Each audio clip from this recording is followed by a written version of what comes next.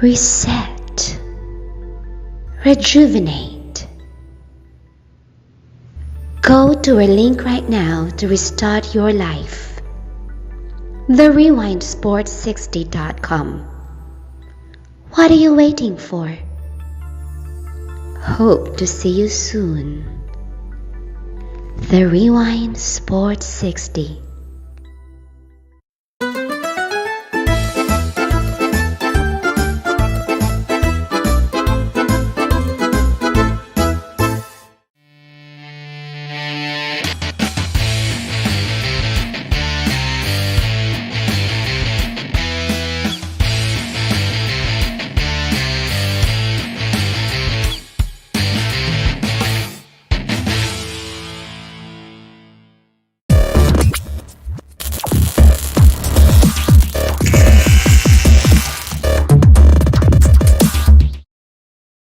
Hey, Sean, congratulations, first of all. Can you tell us a little bit about the process, just from the point of, I guess, you finding out that Chuck Pagano was going to retire, and then the time period then that whether it was interviewing, the whole thing, and what you ultimately ended up pitching, I guess, to Matt Nagy to end up getting the promotion?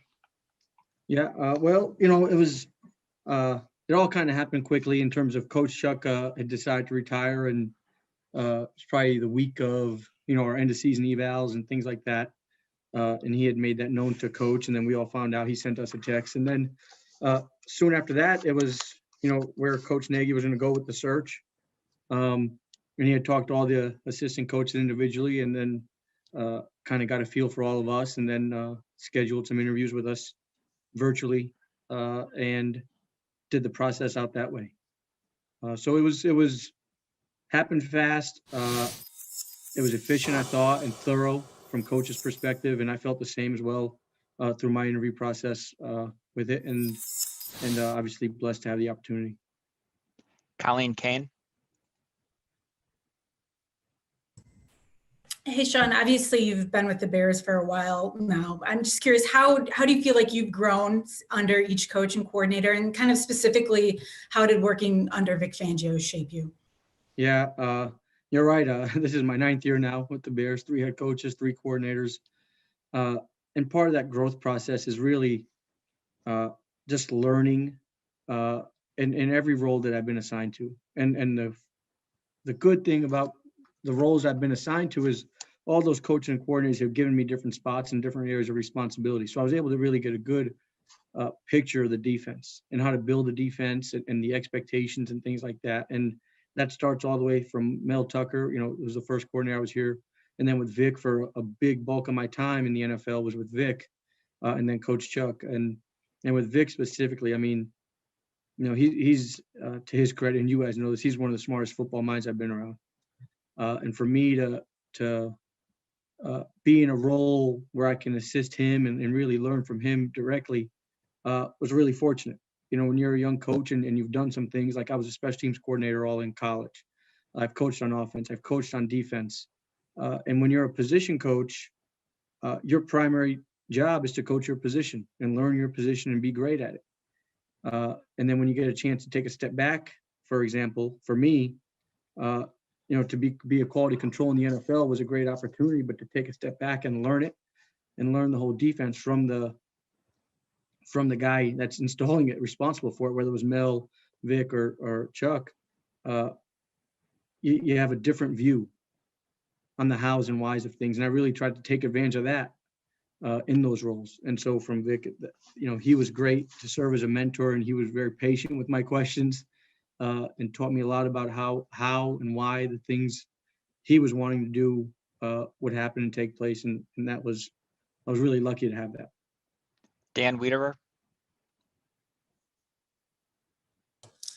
Hey, Sean, you're obviously aware of the statistical regression in sacks and takeaways over the last 2 seasons. I'm curious, as you look at this from a coordinator's vantage point now, how you believe you can sort of get those statistical categories jump-started again. Yeah. I think we're going to continue to have a huge emphasis on that. And there'll be some strategies and things like that we do from a meeting and practice standpoint to really emphasize that, really get our players to embrace that. And then, I mean, the other end of that is to execute when it's certain guys' chances to go make some plays. They're going to know when they can go take those shots and have those opportunities. And then it's going to be my job as a play caller to make sure they got those opportunities.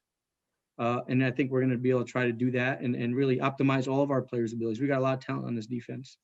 And it's the ability to optimize it. And then ultimately, a lot of times sacks come as a result of coverage and takeaways come as a result of pressure. So it's going to be all of us working together and buying into that concept and understanding our roles within the defense. Adam Johns. Hey, Sean, congratulations. I wanted to ask you about just how this defense has been built. You've been here since, well, Mel Tucker and Mark Trestman, just the personnel changes and how what you look for as a coach has changed in these players as this defense has changed personnel wise, and what messages or what you can convey to Ryan Pace as you try to take the next step of getting back to things here. Yeah, I think that's a great question. And the biggest transition that we went through was going from that traditional 4-3 to a big system of a 3-4 defense. And it took us a couple of years to get the personnel the way we wanted it. And I think we're at it and close to it. And then there'll be some adjustments, and there's always changes year in and year out in this league. And we're going to continue to harp on the type of brand of player that we want. And we're going to be physical. We're going to be tough. And we're going to value speed and those things, and brains and smarts. So all of those things I think are going to be important as we evaluate guys. And we're going to find the roles that fit these guys' skill set. I think that's really important. That's the thing that I learned from all those coordinators. And I think Vic was really masterful at that, making sure guys were in positions that suited them. And so we're going to continue that emphasis as well. Jason Leisure.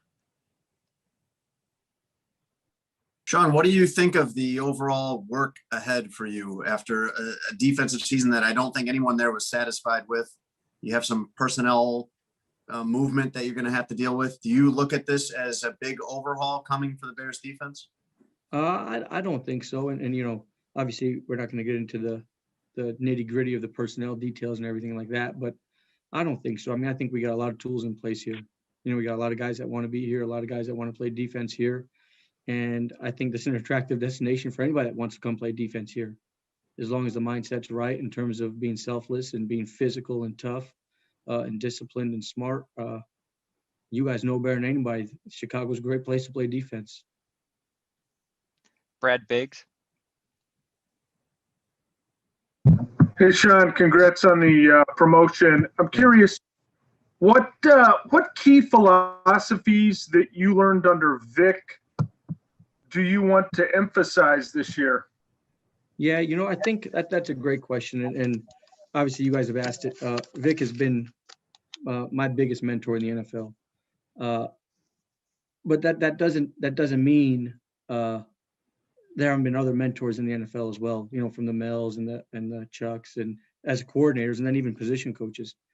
So I think the biggest thing I'll take from Vic is going to be my preparation and my approach to the game, and the buy-in I'm going to get from the players and how to do that, teaching people the whys. But there's going to be things I'm going to take from Mel in terms of the organization and the detail and the planning, and Chuck in terms of the relationships and his ability to communicate.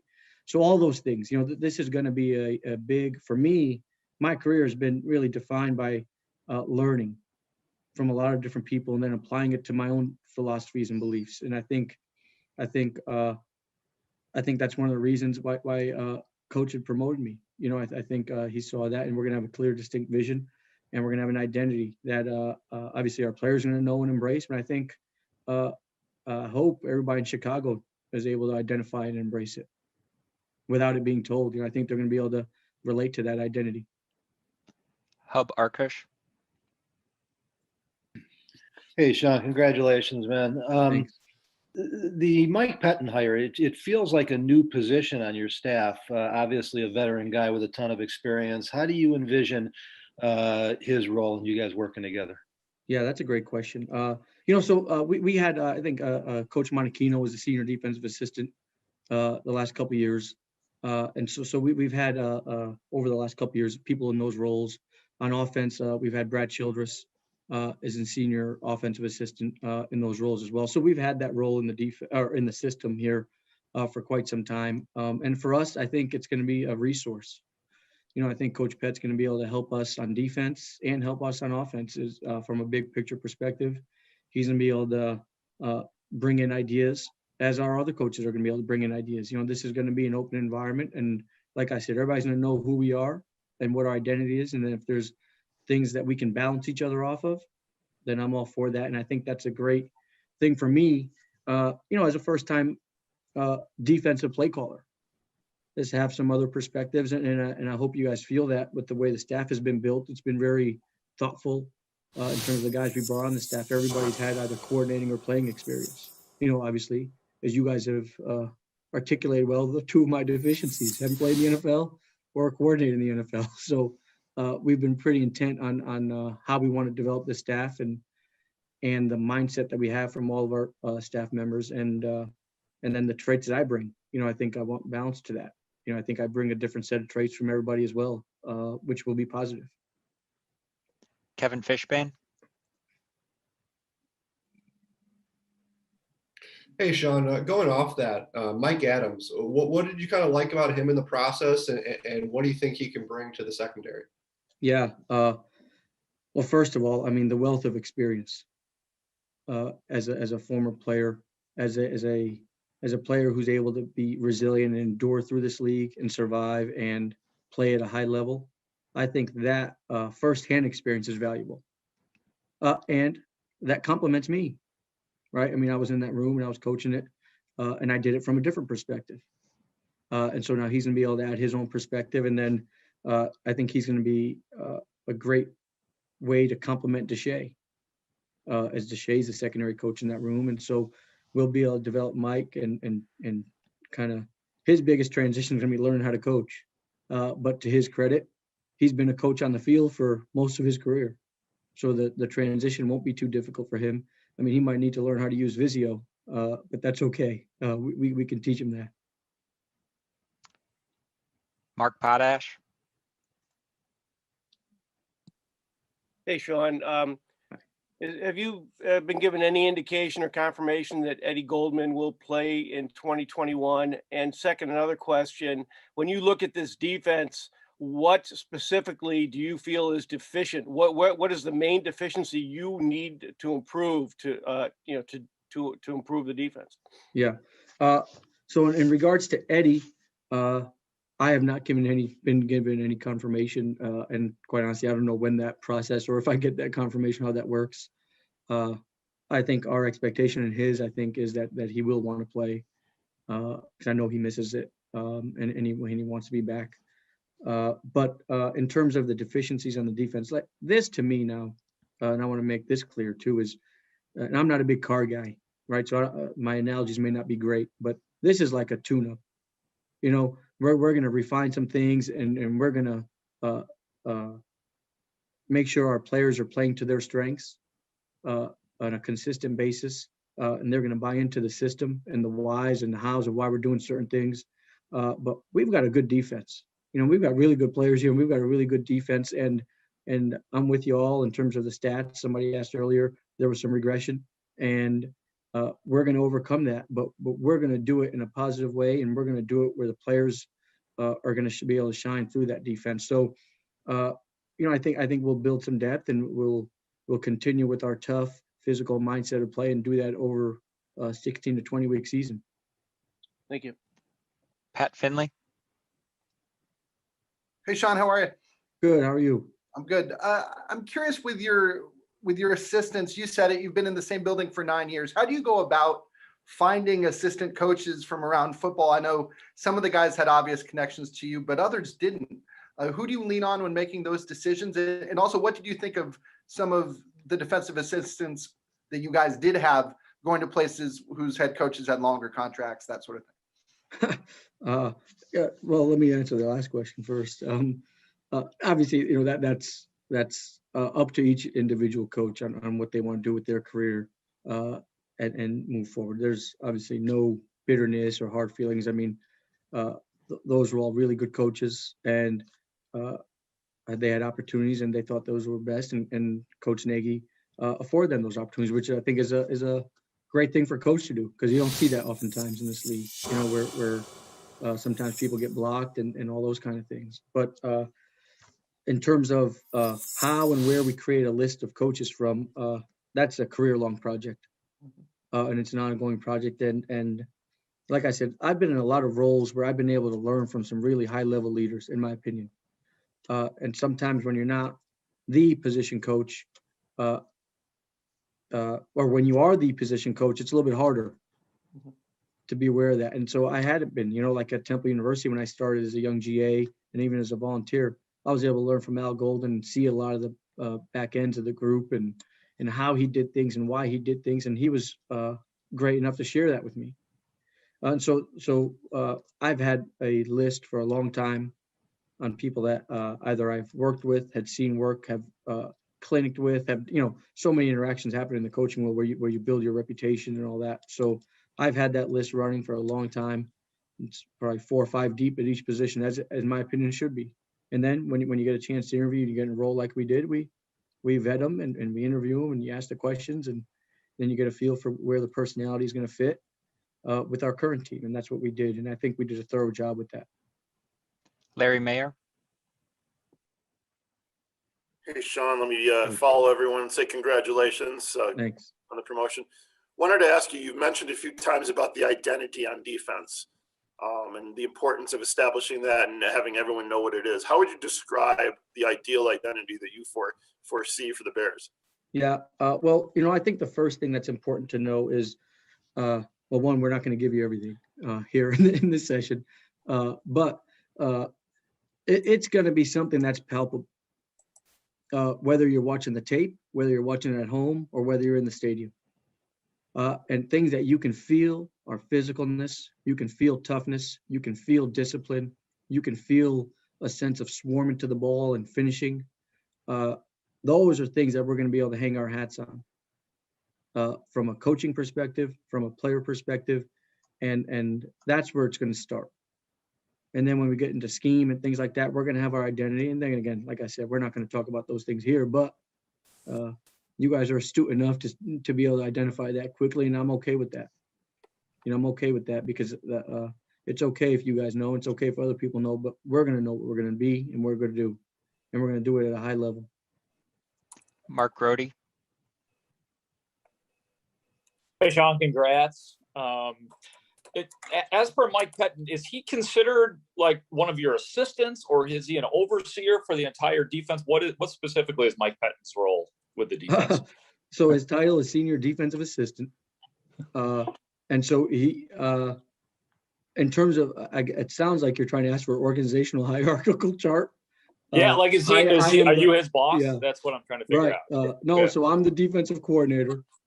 And if there's tasks and things that I need Coach Pettin to do and Mike to do, then he'll do them. From me, he'll do them from Coach, just like anybody else. But he'll be a defensive assistant with us. Couple more for Coach. Sean Hammond. Hey, Sean, congrats on the promotion. I wanted to ask you to take us back, to your coaching beginnings a little bit at Shelton High School and those early years in the college ranks. And you had so much success academically and could have gone so many directions with your professional life. Just what kept you coming back to coaching? Yeah, I think I've said this before. So to me, coaching is a very distinguished or different and unique form of teaching. So I think my academic background has really brought me to teaching. I know I was pre-med and all that stuff, and I shifted over to Columbia and to get my master's in education and did that and got my doctorate in education. But this is a form of teaching at the highest level, and I get to do it at the highest level and do it on the grass and, in an interactive way. So I think that's what always brought me back to coaching. And then quite honestly, I'd be remiss if I didn't mention the support I had to do that, because it's risky. And I think that's part of what your question is why you continue to persist on that track. But obviously my parents, my brother, my wife, without her, we would certainly not be at the spot that we'd be at here in terms of the sacrifices that she's made. career-wise, family-wise, to help me move on in my profession. And my kids, I wouldn't be able to do it without them. They're a motivating factor. My son's going to be excited. My oldest going to be excited that I've mentioned him here in this press conference. So that's some juice that he's going to have. But I wouldn't be able to do it with them, without their support. Like an example would be going back to college. I don't know if I'd be able to go back to college, because my kids have this certain way of life and they're expecting me to be home at certain times and be present. And I'm trying to do that. So with their support, I think we've been able to do it. And then again, so it's clear that this support network for me runs deep. I come from a big family, a lot of cousins and a lot of friends that I consider cousins. And without all of them, I wouldn't be able to do this. Last two, Adam Hogue. Hey, Sean, you obviously know that the NFL is always a copycat league and there's trends and schemes and things like that. It sure seems like Vic's scheme is the hot thing on defense right now. And you see the rise of Brandon Staley touching both LA organizations. Seems like the Packers are trying to get in on this now too. Why do you think that this defense right now is so popular? And how do you stay ahead of the game, right? Because obviously offenses are going to adjust. Yeah. The why I think the defense is popular is I think we've got answers. I think we've got answers. I think you've got tools. I think it emphasizes player productivity and really emphasizes a team defense. We're not looking for one guy to win all the time. We're going to have opportunities for a lot of guys to win in different situations. And I think that's a valuable thing. And I think we can put pressure on a quarterback and opposing offenses in different ways. And we're going to do that. And that pressure doesn't mean 5, 8, 6, 7-man rushes. It means mental pressure, it means physical pressure. And I think the defense allows us to do that. So I think that's a reason of why it's, like you said, hot. And let's not forget now, right? Like the defense has withstood the test of time. Right. So it might be hot now, and that could just be guys like you guys are catching on to it. But the defense was good at San Francisco when he was doing it then. And it was good in New Orleans Saints when he was the outside linebacker coach back then. So that part of it, I think, it's proven through the test of time, and it's adjusted and it's been adaptable through all different kinds of offenses. And then in terms of growing and adapting, I think that's constant. I think that's something I pride myself on, understanding where the league is going from an offensive and defensive perspective. And the other benefit for me is I got a direct line of communication to Vic to see what he's calling a certain place. Not that he might give it to me, but at least I can ask. Last one, Dan Wiederer. Sean, you lived the joyride of 2018 when this was the best defense in the NFL. I'm curious, as it relates to your time alongside Vic, what you took away from his ability to impact the game with preparation during the week, and what you took away from his ability to call and adjust to a game during its unfolding. Yeah, I think, well, what you said right there, I think, and I hate to answer it this way, but I think you answered it, that own question, in terms of the preparation that I was able to witness him do week in and week out. And the truth be told, I had a front row seat at him calling a game. We were both in the booth and he sat next to me, or I sat next to him, I should say. He got to choose where he wanted to sit. I was just put next to him. But I sat next to him. And so you were able to, I was able to reflect every game, within a game and after a game, of why certain things happen. Certain situations, why he called that. Now, does that mean I'm going to do it the same way? No. Would he want me to do it the same way? No. Right? I mean, this is going to be Sean's decides defense. And the 2018 defense was the best defense in 2018. Right? And our goal is going to be the best defense in 2021. And I think that's what our players are going to embrace and understand. And that's what we want to do. We don't want to look in the rear view mirror in terms of what could have and should have been. We want to look forward and really embrace that as a challenge to be the best defense in the league next year. And I think we're going to have the tools and the players and the teaching and the coaching to do that.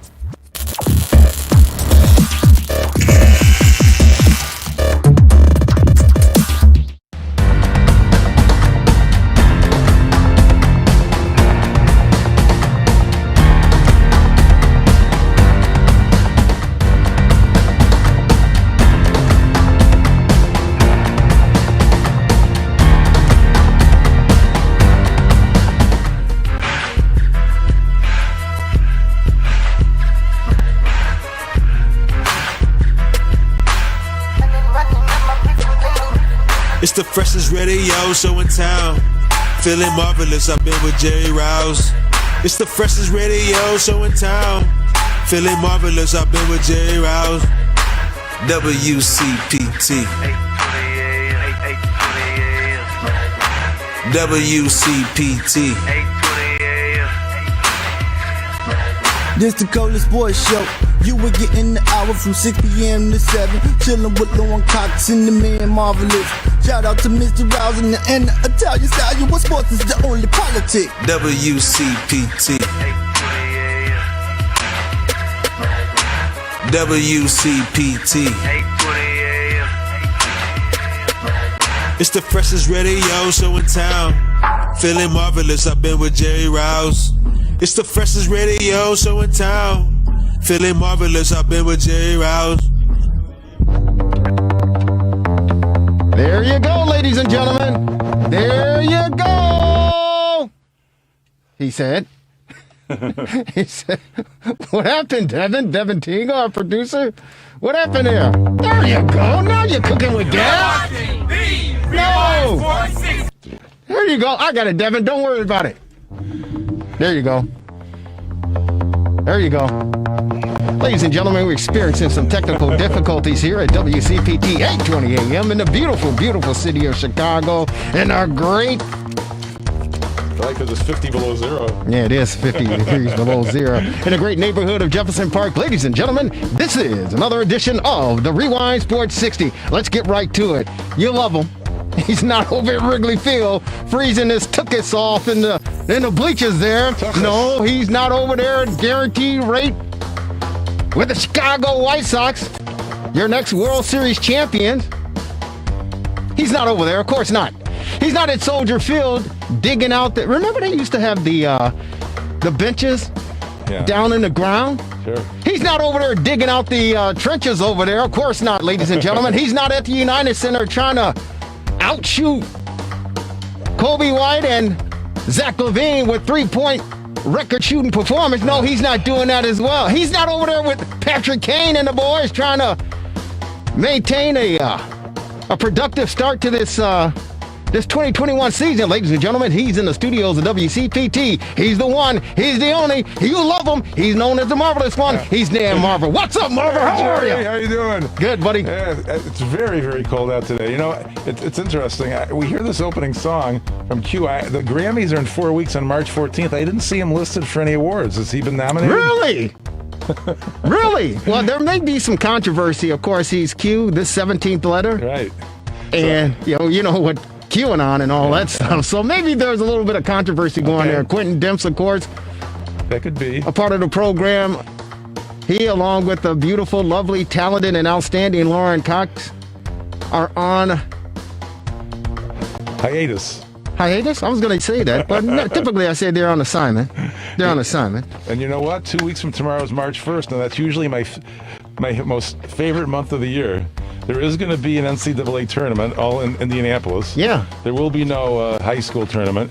In fact, the high school teams are starting to play. Now, much like for the last year I've been doing Zoom meetings, I've discovered how to watch some high school games. I actually watched a couple Glenbrook North games over the weekend, which is the school nearby me that I go watch some games frequently. Mm-hmm. And it looked like they had several dozen people in the stands in the balcony. Yeah. And from what I understand, that's legal. Opposite the bench, way up in the balcony, they can do that. So I'm hopeful that I may get to see a live game before my year comes up on March 10th, which would be 1 year since I saw a live game, because it's too much for me to handle to not see a live game in all this time. Yeah, I know, it is kind of tough, but I'm glad the high schoolers have an opportunity to get back out there. I saw the game as well, like you, also. So it was great to see them. Of course, they had their mask on, Marvelous. Yeah, well, it's hard. It must be difficult. It's got to be difficult.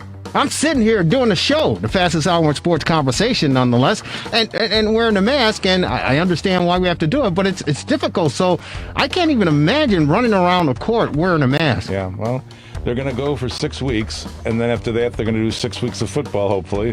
And already New Trier's down. They've canceled 5 games because they've had an outbreak of COVID at New Trier. So they're responsible parents over there, right? Well, you know.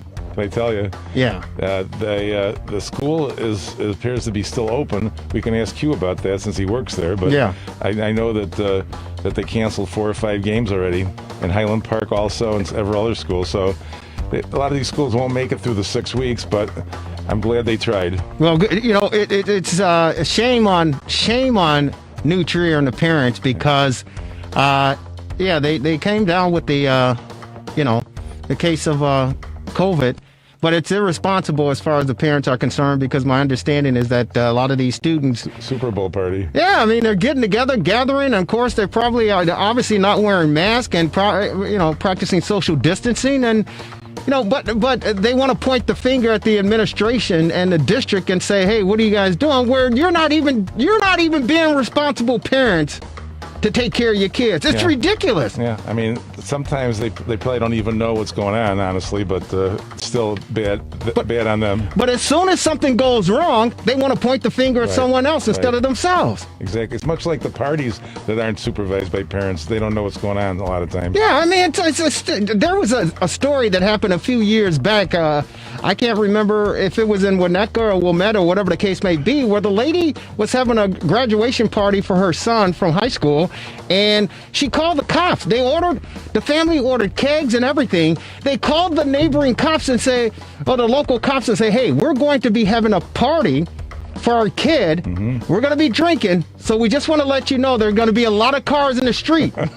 They're telling the cops that they're going to have underage drinking at their home. Yeah, well, they're just worried about getting a ticket in their cars. Well, they got more than a ticket in the car. They got arrested. Are you kidding me? You remember that story? Yeah. It was a few years back, but it could have been in Northbrook. Yeah. But it's just ridiculous how naive and stupid and ignorant some of these parents are. Yeah. And then when something goes wrong, something goes bad, they want to point the finger at everyone except themselves. And amen. Unbelievable. So today was Valentine's Day. How was your Valentine's Day? You know what? Jerry? Mine was, I'll get into it real quick, but I want to say congratulations. You're talking about high school sports returning and basketball and football. We want to say congratulations to the first high school champion.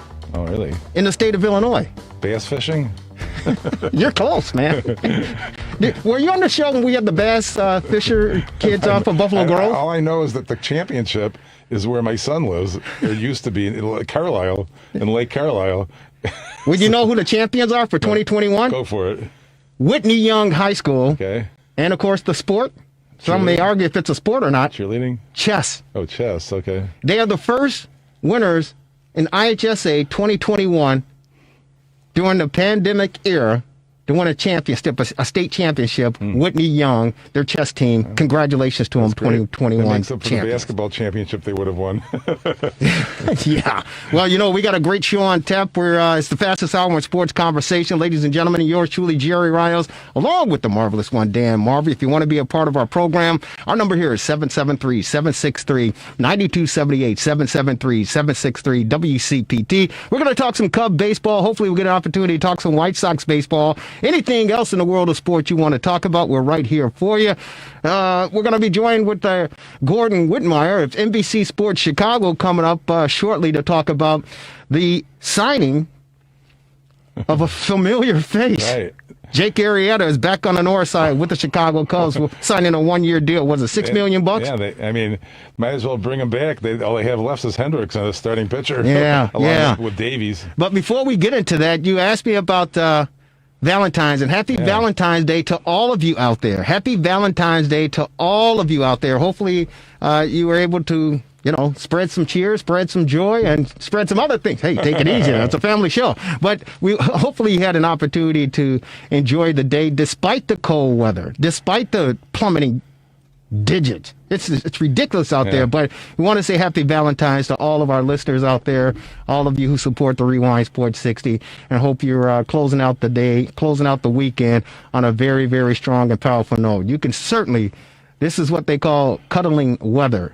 This is a real reason and a real excuse to do some cuddling tonight after that great, fabulous dinner. But how was your Valentine's Day? Well, my Valentine's Day was great. You may remember on the air last week we talked to Michael Bonner, the chef at Serenello's. The great Serenello's. Italiano. So I was asking him about the brunch, and he talked all about it, and he talked me and convinced me to go today. So I was there when they opened at 10 o'clock, and he was very gracious. They had the lovely buffet with everybody got their gloves on, and the servers helped spoon everything out because you weren't supposed to touch. But later people were touching, but whatever. So, and once it got to be 11. That's usually how it works out. Once it got to be 11, you couldn't control the touching, I mean, seriously. But it was lovely, and we had a great time, and I wanted to reminisce. We were there every Sunday for weeks and weeks, and it was a nice reminiscence of being there, and the staff couldn't be more cordial. Natalie was our server, and Mike came over to say hello, and we had a great time. Yeah, so Natalie took care of you. She's usually she knows you. Well, she knows you too. Well, she's a neighbor. She knows all of us. Okay. Yeah, but Sarah Nello's out there in Wheeling, right there on the intersection corner near Lake Cook Road and Milwaukee Avenue. Chef Michael Bonner, they do a fantastic job. The spread was all good. What did they have the carving station over there? Yeah, they had the carving station. They had the omelets. They had the prime rib and turkey being carved, and that was lovely. And they had, the other fine items that come from Michael's kitchen, the eggs and the omelets. Besides which, they also had the scrambled eggs and the burritos, and they had a little chicken and. So much I can't even remember. And desserts. What was the turnout like? What was that? I know it's limited. At 11. It's only 25% capacity. Yeah. Well, I mean, I'll tell you what. They must have either they spread out the tables or they 25%, I guess, because every table was pretty much filled when we left at 11:30. So they must have spread them out to comply with General Pritzker's rules. So. Well, the numbers may have changed. I said 25%, but they could have gone up last week because the numbers are certainly going down as far as the state is concerned. It was pretty full when we left. No, that's very good. That's very good. I miss being over there. What was our section? Because we're normally on the south side of the bar area. Over the carving station, and the bar looked shut down. There was nobody sitting in the section by the door that leads to the hotel, which was sealed shut. I don't know if you could even go into the hotel, but that section hadn't been occupied yet by the carving station. But everything else was pretty full, in the section where the seats are on the other side of the buffet. Okay, sounds good. I'm glad you had an opportunity to get on over there. Sarah Nello's is a great establishment. Let us entertain you establishment. Again, Chef Michael Bonner and his team, they do an outstanding job, a fabulous job, and I'm glad that things are finally began to take a turn for the better as far as the fact that we can, They had tremendous carry out too.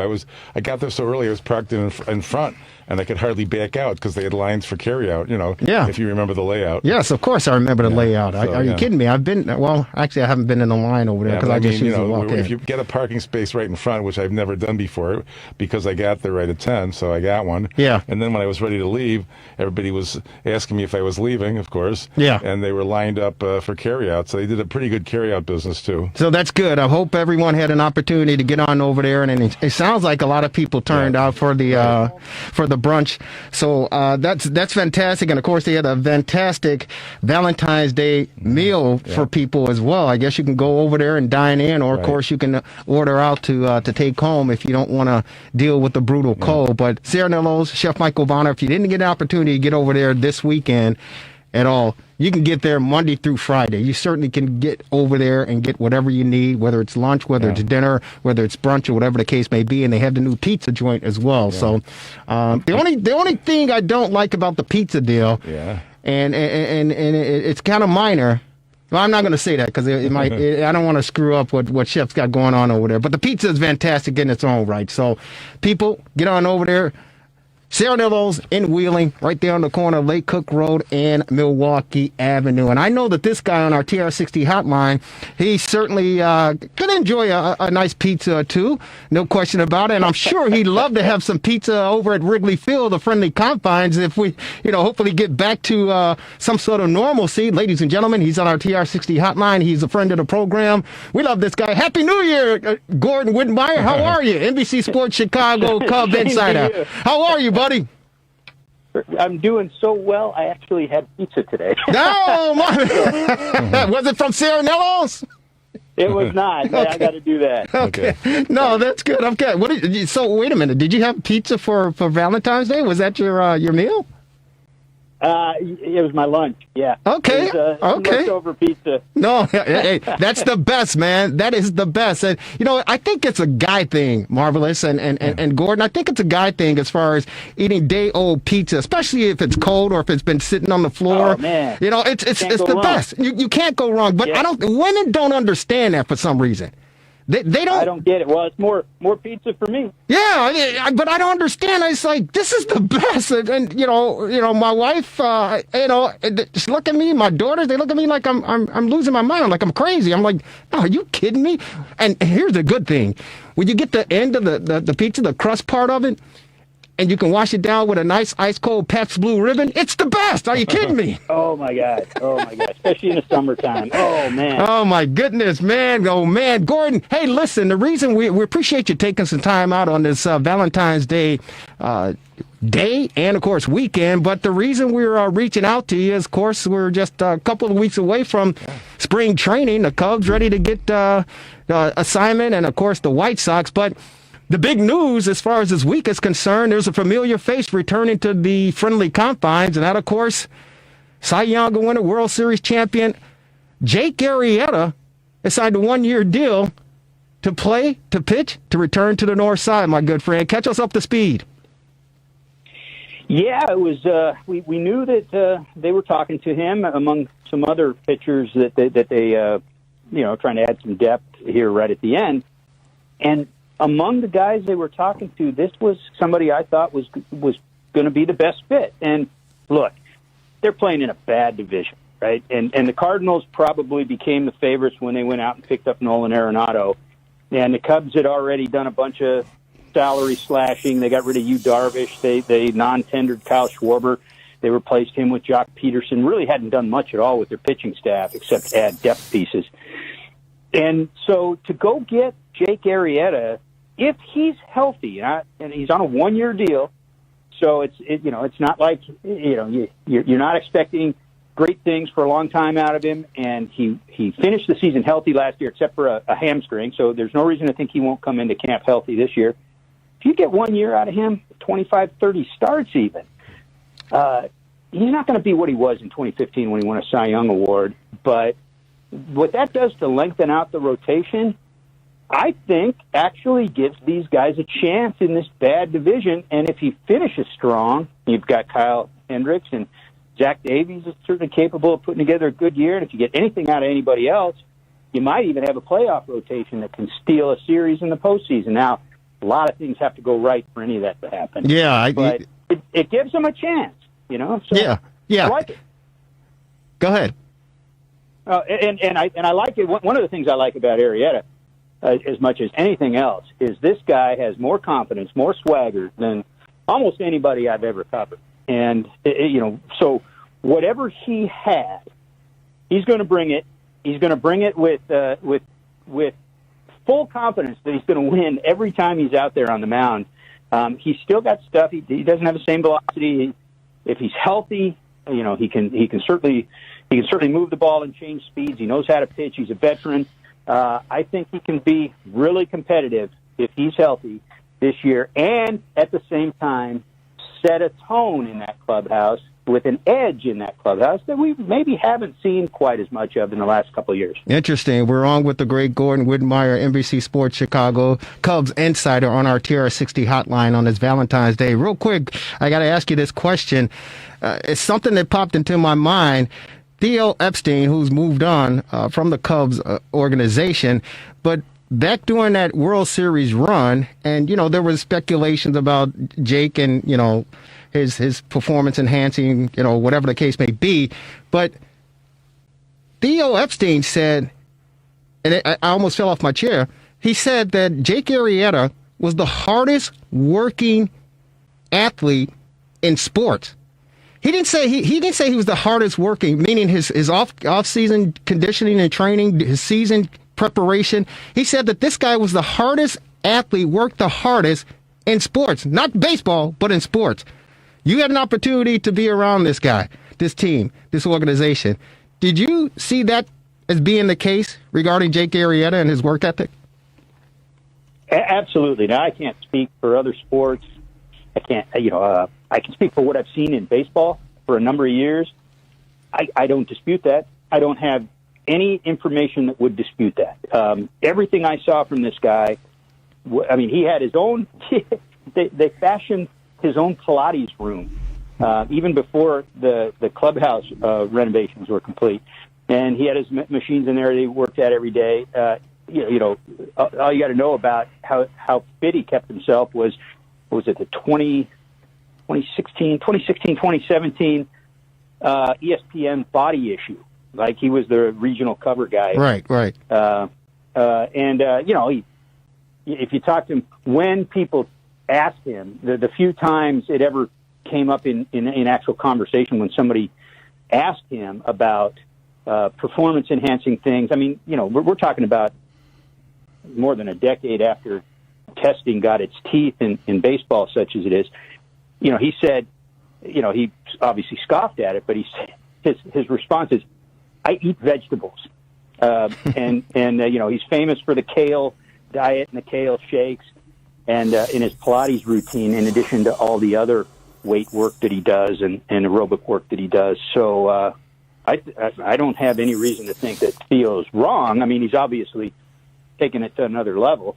I don't know about other guys in basketball, football, soccer, for instance, but everything I've seen in baseball, I would put him at the top of the list for sure. Hey, Gordon, this is Dan in the studio. How you doing? Good. How are you? Good. You know, I don't know how Theo would know anything about the regimen of athletes in the other sports, but it's nice that he thinks that. Here's I have a couple things. Number one, isn't it true his injury was a hamstring this year, and the year before he had elbow surgery? Right. So will any of these injuries impact his ability to return to form? Well, one thing to remember about the elbow injury is it was a bone spur, and that was a clean out procedure just to shave off the bone spur and get it out of there. So that's not ligament. I mean, I guess technically it's structural, right? Because it's the bone, but it's not really the integrity of the elbow. Okay. So he came back from that last year healthy and was actually pitching real well in September until that hamstring injury hit, and he missed the last 2 weeks because of the hammy. But all signs were that his arm was fine last year, and there's no reason to think that's still not the case. And you know, a hamstring is, you know, for whatever that's worth, you would assume he's fine from that, and he's, you know, by the time he gets this thing signed, he will have passed a physical, and I think he even did a workout for some teams. So he's certainly demonstrated his fitness to this point. So it's just a matter of, you know, you assume coming in he should be healthy, and it's just a matter of keeping that up. And he's, you know, I think he's turns 35 maybe next month. So there is that, you know. And one thing to keep in mind too, though, with this season, because last season was so short, even the veteran pitchers that have been workhorses in their careers aren't going to be asked to do as much in most cases, just because it's a lot to ask to ramp up from a 12-start season to a 32-start season. And so you're going to see a lot of tapering back of workloads and giving guys extra days off during the season. You're going to see de facto 6-man rotations for most teams this year, and I think you can safely assume the Cubs are among them. So he probably won't be asked to do quite as much either. So if between the workload maintenance and what he already does to keep himself in shape, and him coming in healthy, and this only being a 1-year contract, it could work out to be a best case scenario for the Cubs and him at this point in his career. Hey, Gordon, is this a move that Jed Hoyer, who has taken over the helm as far as the shot caller for the Cub organization, is this a move for him, knowing that this is almost a complete rebuild situation for the Cubs, but it's still a way to attract the fan and let them know that we are still here every day during the regular season to play some competitive baseball? Because I truly believe he's trying to get his fingerprints on this thing and say, hey, you know what? The Theo Epstein era is over. There's a new sheriff in town, so to speak, and his name is Jed Hoyer, and I got to put my pieces in place to build my foundation to show that I know what I'm doing as far as this position is concerned, but I still want to attract people to come out to the ballpark to support us. Is that a move that Jake Arrieta, to bring him in, does for him? Well, kind of, and I'll approach that from two different outlooks. One, Jed's not going to be the guy he's not going to worry so much about whether he's selling tickets or not. He's going to be worrying about whether he's building a roster that's good enough for what he wants to do this year and puts him in position to do what he wants for windows of time moving forward.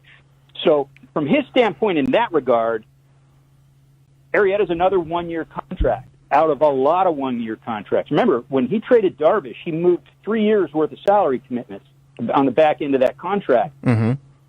Most of the big money guys on his roster right now, or even modest money guys on his contract on his roster right now, are 1 year guys. This creates, if you give them the benefit of the doubt and say that maybe they can be competitive this year, at least within a bad division, okay, fine. So you got maybe an entertaining team, maybe a competitive team, but beyond that, you have massive flexibility potentially going forward into 2022, which is huge for the reasons of whatever the economics of the game might look like as we get to the other side of this pandemic, assuming we're close to the other side of this pandemic at that point, and that you have a new CBA coming up in 2022 and or a labor shutdown. So that flexibility becomes huge, massively important. So he's done that. He's put himself in a good position with his roster and his payroll structure moving forward. But just to a pure marketing standpoint, I did think the timing of this was interesting because Crane Kenny, the business operations president, was on the flagship radio station announcing a renewal of the radio rights, right, and announcing that spring training tickets were going to go on sale on Monday with 25% capacity at their spring training ballpark starting next month.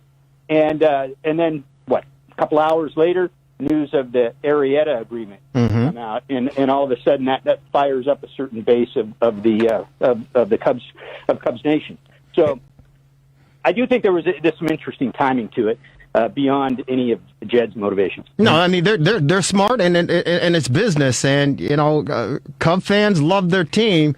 They'll hate their dogs and their family member over the Cubs. They'll love them to the end. So it's interesting how things work out. Hey Gordon, this is Dan again. It's funny. 2 weeks from tomorrow is March 1st, and they're playing spring training that day already. Can you believe it? I know, right? I mean, Tuesday pitchers and catchers report, Wednesday first workout, and first full squad like less than a week later. I mean, it's honest right now. Yeah. And it sure doesn't seem like it. I know some people that are already becoming Washington Cubs fans with Schwarber and Lester there. But be that as may, I'm going to challenge you a little bit on the Cubs division being bad. I mean, because it was a COVID year, and of course the Reds and Brewers, Cardinals all made the playoffs. But I thought the Reds were improving some, weren't they? And the Brewers aren't too bad. I think the Cubs might have more trouble than you're saying, maybe winning that division. Well, they may well have more trouble, but it's going to say more about them if they do, because the Brewers lost a lot of guys and really haven't added much of anybody. They added Fulton Wong, I believe. I'm trying to think of the pitching they lost. I know Ryan Braun's gone, and a handful of veteran hitters with him are gone. You look at the Reds, they dumped their closer in a trade and then lost the Cy Young Award winner to free agency and have not backfilled any of that. I gotcha. So they're taking a massive step back because remember last year they were ramping up to go all in on 2020 before the pandemic hit. So they're going to be in some ways right back where they started, not have a whole lot of depth. Pirates have taken massive steps backward from an already terrible team, and the Cardinals for the big Arenado splash, which I think is significant because their lineup was their biggest issue. They still have potentially some pitching depth issues. They're not world beaters.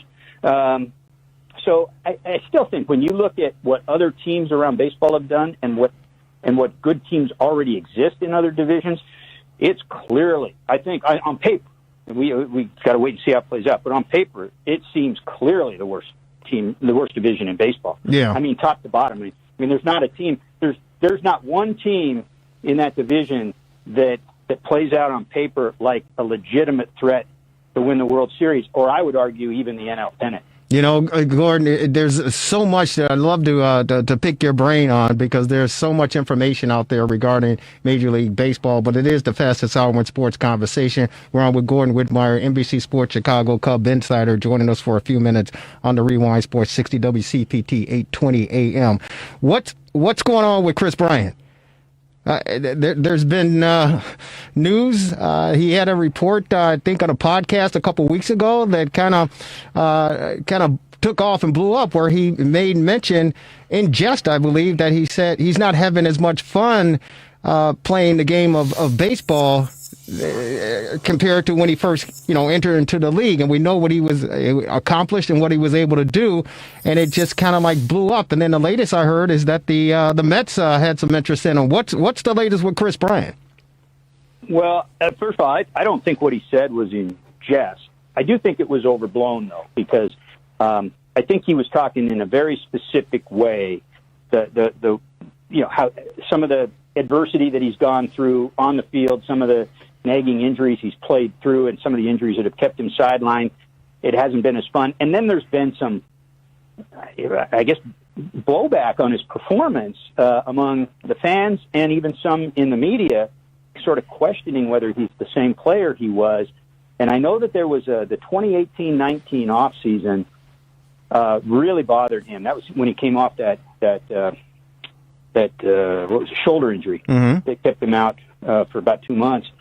He came back after that, and he said that he just gave up on looking at his social media because he was going down too many rabbit holes, and it was really bothering him. And he's, the one thing about Chris Bryant is I've never seen a different personality out of him. He's pretty genuine. He seems to be a pretty nice guy and a pretty thoughtful guy.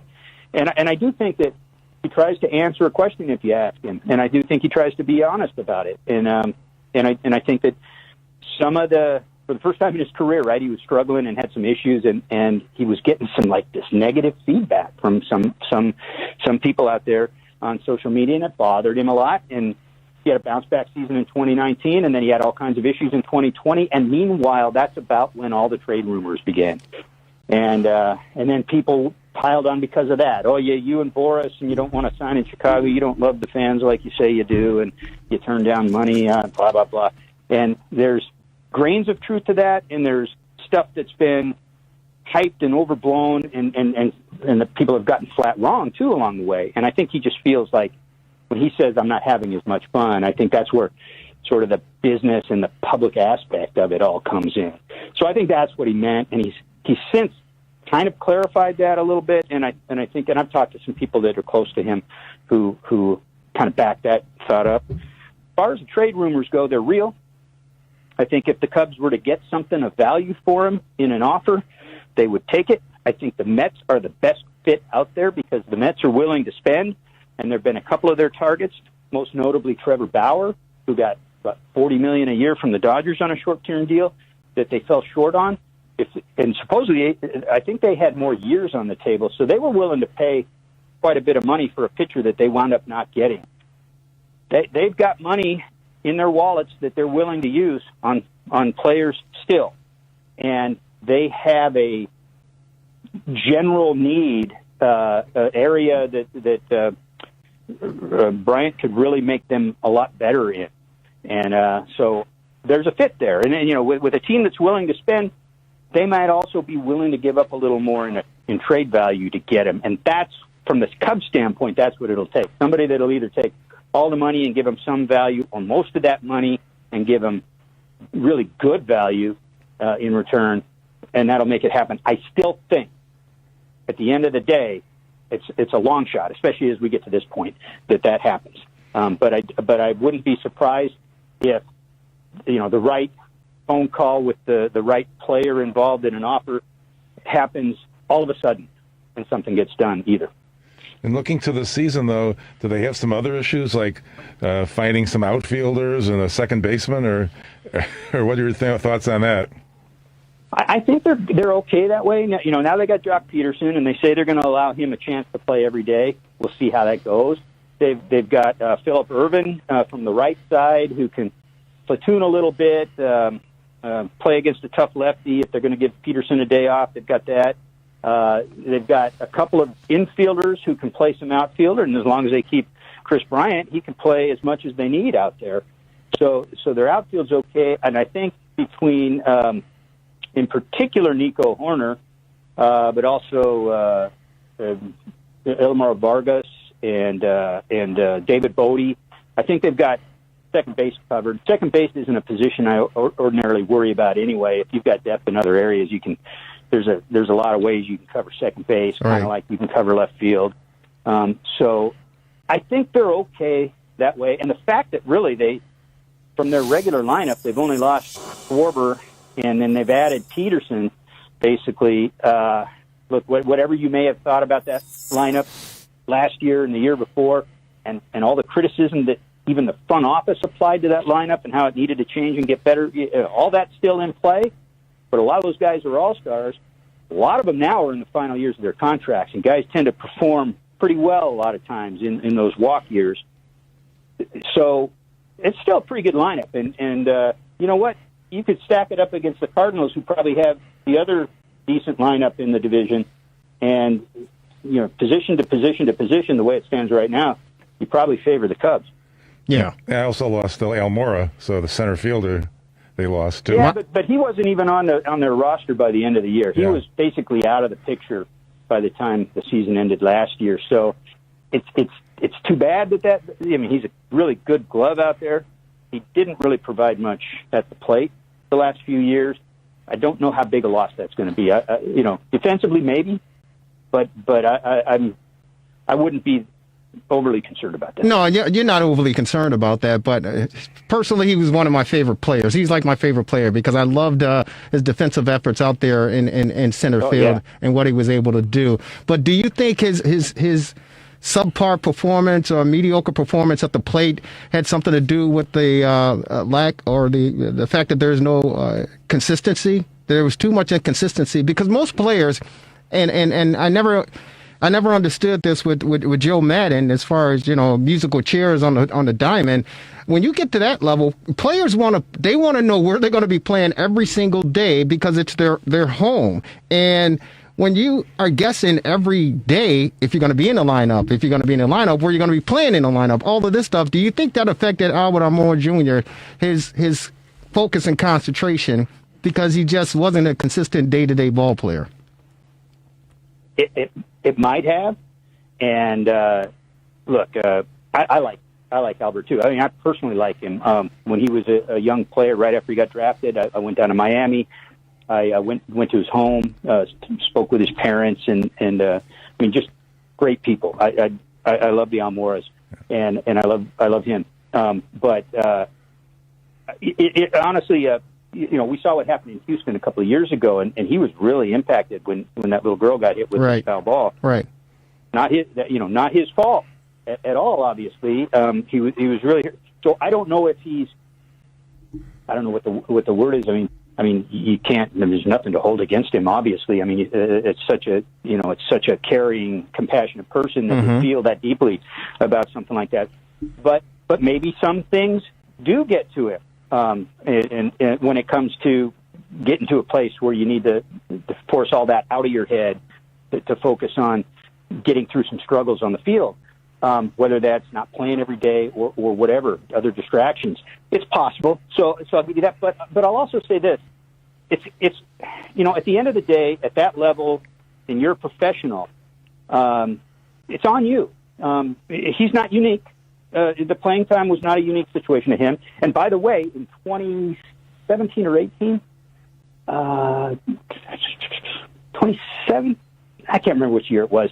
Remember when the first half of the year, he was hitting about 300? And he was getting increasing playing time. And the whole time, people kept asking Madden, why don't you play him every day? Why don't you play him every day? Without noticing that he basically was playing every day. Madden was putting him in the lineup more and more and more and more often. But what happened was, over time that season, his performance declined because he got exposed to matchups that weren't as favorable. Right. And so that was part of why he didn't play a lot. And so you've got to be able to perform when you do get those opportunities. He did get an opportunity at one point, and his performance declined as he got more exposed to more pitchers with different kinds of stuff. So that happens. And I'll say one more thing on that. This idea of set lineups just simply doesn't exist in baseball anymore. There's a few guys that are always your 3-hitter because they're whoever, or always your 2-hitter because, whatever, you're Mike Trout or whatever. But lineups that get set is, I got my 4 infielders and my 3 outfielders and my catcher, and they're in there every day, and here's their order. Right. That just doesn't exist anymore. And there's all kinds of reasons for that. And some of it's the analytics of the game, analytics of rests and analytics of matchups and everything like that. So everybody in baseball is having to deal with that. Yeah. Guys just don't play 162 games anymore. Yeah, no more Santo, Kessinger, Beckert, and Yeah. Banks. Huh? Yeah, no. Absolutely. And by the way, 1969 is Exhibit A. Yeah. 1969 is Exhibit A for why not to do it. Yeah. It's funny. Those guys were beat up and tired down the stretch. Right. So I assume Ian Happ is the center fielder now, by what you're saying, right? Yeah, and Rossi has said that. Yeah. And we saw a lot of that last year too. Because it was funny, a couple of years ago, he started in the minors at the beginning of the year, and right. So yeah. Real quick before we let you go. He's made some adjustments. Yeah. Oh, go ahead. Yeah. Hey, listen, I got to ask you this regarding the world of sports, and I'm sure you heard about this in the NBA. Mark Cuban and the Dallas Mavericks had not played the national anthem, and someone brought it to the commissioner, Adam Silver's attention, and he reinforced it. Hey, you have to play the national anthem before the games. It's been a controversial issue for the past couple of years, or even longer than that, of course, with Colin Kaepernick. But my question to you, we see what the problem is, and Mark Cuban said he wanted to represent the players and, of course, the community and their feelings about the national anthem being played. And it brought to mind, 70 to 75% of the NBA, or 75%, maybe close to 80 of the NBA is African-American ball players. The NFL is 70 to 75% African-American ball players. But when you look at the sport of baseball, it's only 6% African-Americans playing the game at the highest level. But when you look at the other ethnic groups who are outside of the United States, whether they're coming from Puerto Rico or Cuba or whatever the case may be, and you look at the numbers, and I'm just asking, do you think if someone stood up and said, hey, you know what, we shouldn't play the national anthem before baseball, and it's America's pastime, but what if somebody said, hey, you know what, just cut out playing the national anthem at all major sporting events? What type of effect do you think that would have on the game of baseball? If you're talking about would people stay away from it, would people boycott, people would still go to the games, I think. Would they complain and bitch and moan? Yeah, they'd complain and bitch and moan, yeah. But I'll tell you this, but you make a great, I think you were alluding to this, you got people, you got these people that play the game from all over the world. So who you're playing the national anthem for? It's not obviously for the players. It's not obviously for the team. It's for the fans. So then, what's your purpose behind that? I'll tell you something. I don't think I've thought for a long time. I mean, like decades, a long time, that they shouldn't have the national anthem at these games, because, and this is long before Colin Kaepernick. I haven't stood for the national anthem at a game for over 15 years, and part of the reason for that, and it wasn't a conscious or conscientious decision initially. It was a decision that I made because I had work to do, and it was like, you're pandering. This is jingoistic pandering, is what this is. Mm-hmm. It's marketing, basically. Mm-hmm. And historically, it has been about the military, right? The origins of it go back to the 1918 World Series at Wrigley Field, by the way. Mm-hmm. And it was spontaneous. It was a band, military band at a time of just having finished World War I. So there was something spontaneous about it. When the series shifted back to Boston, the Red Sox picked it up and basically manufactured it there. And then it became kind of hit or miss for a while. But by World War II, it was being played everywhere. Sure. And people don't even think about it. How many times do people stand up and they got one beer in one hand and they're talking to the person next to them, or they forget to take off their hat, but they stand up because they're supposed to? There's not any thought behind it. And it seems to me that where it's appropriate to honor the country, and by the way, to honor the military, with the anthem, is not at a dumbass baseball game or a dumbass football game. Well, who's not going to... Honestly. No, I agree with you. Honestly. And so I had a PR guy kick my chair one time back years ago, like almost 20 years ago when I didn't stand up. And I got in his face and I said, look at these people around here. They're standing up without giving two thoughts to this. I'm giving some damn thought to this. I'm showing my damn American freedom, and I'm thinking about this. I've got family in the military. My sister still works for the VA. And by the way, you want to honor the military? Don't play the damn national anthem at a stupid ball game. Why don't you take care of soldiers when they get back from these battlefields? Because they're not getting taken care of. You want to honor them that way. Don't honor them with a stupid, jingoistic, pandering anthem before the game. Now, that was always my position. And as it went forward, I took a conscientious position on that. And that was my position. And then when Kaepernick came along and took his stand by taking a knee, my position, in my mind, took on even greater depth. And so, for what it's worth, you asked me, I don't often go there. It's kind of my business, just like I think it's your business, but you asked me. Okay, You know, that's what I think. and you know what? Let me say, Gordon, I appreciate you for that, and I respect you even more for expressing your thoughts and sharing your thoughts with us here, and of course our listening audience. I've always respected you and admired you from afar, so to speak, because you go right at it. Our motto here is real sports, real talk, just plain real. And you've always kept it real. And I love the fact that you would go toe-to-toe, especially with the Cub brass, about issues that affected their fan base. And there are a lot of times they didn't like you coming at them the way that you approached them, but it was questions and things that need to be asked and said so that the fan base could have a better understanding what was going on with their team. So even with your expressing your feelings and your thoughts behind the national anthem, I'm glad I asked the question, but I'm even more pleased that you answered so openly and candidly about your thoughts and feelings. So thank you so very much, sir. You know who wouldn't like that decision? Wayne Messmer. And I like Wayne, and I appreciate Wayne, but as great as he is at singing that anthem, I still don't stand.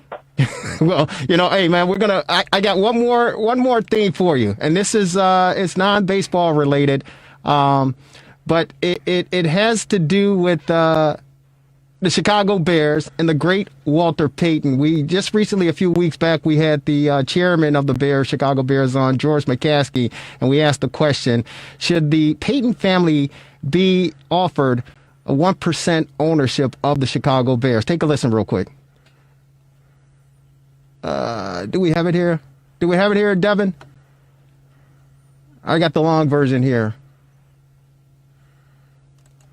Yeah, I'm not familiar with all of the reasons that Walter's bid for a team in St. Louis was not successful. I know that we supported it 100%. Walter was a member of our board of directors so that he could be prepared for that eventuality if it ever came about. I'm sorry that it didn't, but Walter's place in the hearts of Bears fans and in our family is solid. I remember my mom, after Walter passed away, said that she and my dad promised themselves after Brian Piccolo passed away that they wouldn't get too close to a player again because it was too painful when Brian passed, and they were able to keep that promise to themselves until Walter Payton came into their lives. He just had an irrepressible personality. Once he decided that he wanted to be in your life, there was no denying him. Hey, Gordon, that was the chairman, George McCaskey, as I stated, regarding Walter Payton when he lost his bid to become a minority owner in the National Football League with the St. Louis Rams back in the 90s. We asked the question to George McCaskey, would the Bears consider a 1% ownership for the Bear family, the Payton family? That, of course, Brittany, Jared, and we even had Eddie Payton, Walter's brother, on. Your thoughts real quick on the idea of the Payton family having 1% ownership of the Chicago Bears. Well, I don't know what all the background is on any conversations that have been had over the years or any promises that may have been made or not made.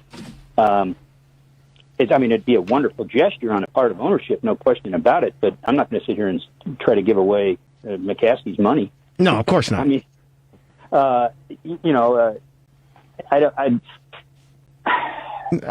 don't mean to put you in a tight squeeze, but I just think it's just a noble. I think growing up and watching Walter Payton and what he means to the city and what he means to the organization, of course, what he means to the league. To me, he earned. His family earned it because, and people say, well, is it the money, Jerry? What about the family of the kids? Would Jared and Brittany want to even be a part of it? And I say, you know what? If Walter had received the bid and the votes of ownership, they'd be working with the team anyway. And it's not like they're getting 50% ownership or 49% ownership. It's just 1% ownership. That's all. That's all. I mean, if it's about restoring something that was in the works already, sure. I mean, if it's not, then honestly, it is obviously Walter Payton's at the top. I mean, at the list of significant people in franchise history, but. You could give 1% to him and 1% to Ditka and 1% to somebody else. No, you can't give it to Ditka. Yeah, you can't give it to Ditka. I'm just saying, but you understand what I'm saying. I mean, I do. Yeah, and so as great as Walter Payton is, and as much of a fabric of the franchise, part of the fabric of the franchise, as he and his family have been, I think that would be a wonderful gesture. It'd be awesome to see him do it, but to sit here and try to say that they should or shouldn't.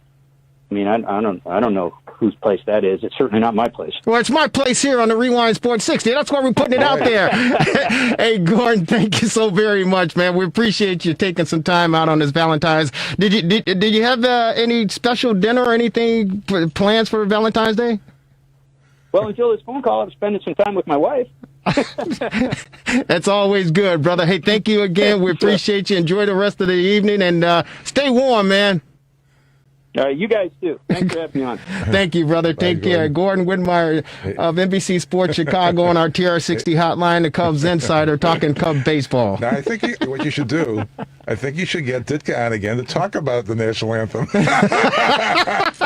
We'll call him next week. I believe he hung up on you the last time. Yeah, he did. Well, yeah, he hung up, and you know what? And that's why I didn't like that about Dick. What are you gonna hang up for? I mean, he's cussing people out all throughout his career. Yeah. We ask him a question and he goes nuts. I don't understand it. Yeah, about the Cubs, I'm not sure they have enough pitching. After all, they did lose Lester, right, and Quintana, and Darvish, and Chatwood, and the thing is, they lost Darvish, and now they don't have anything to show for giving up Eloy Jimenez and Dylan Cease. Unbelievable. I'm not sure that they can win that division personally. Quintana, I mean, he was stepping out on a limb. Yeah. He said it's the weakest, division, and I guess he backed it up. I didn't know the details about Milwaukee, Cincinnati, and St. Louis. I thought that they were still pretty competitive, but I'm sure he knows his stuff. Yeah. You think? I mean, he's the best in the business. There's no question about it. If you got anything you want to close out on, let us know. Well, I just wish everybody continues to stay warm, stay healthy, get vaccinated if you possibly can, because that's it's like a combination. I've heard of getting tickets for Hamilton and the Cubs World Series to nail getting the vaccine, the online aspect. But I think it's broadening a little bit.